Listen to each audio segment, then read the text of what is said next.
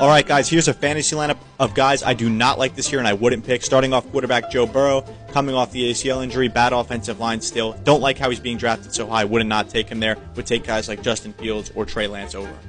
Next is Saquon Barkley. I love him as a player, but I don't think he's going to produce where he's being drafted this year, especially he's coming off the torn ACL injury, and the Giants still have that awful offensive line. Another guy I wouldn't draft is Joe Mixon from the Bengals. Still have that awful offensive line, and where he's being drafted in the second round, it's not worth it. You can get a guy like Clyde Edwards-Helaire. He's going to be down in a lot of games. They're going to be passing the ball, not going to be as productive as guys like Clyde Edwards-Helaire or Antonio Gibson, for example.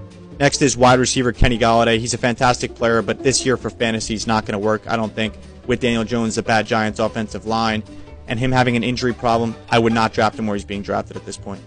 Another guy I would stay away from this season is Brandon Cooks, solely on the fact that Deshaun Watson's probably not going to start for the Texans at quarterback this year. And last but not least, stay away from Noah Fant. The Broncos have so many other weapons, and he's an injury-prone player.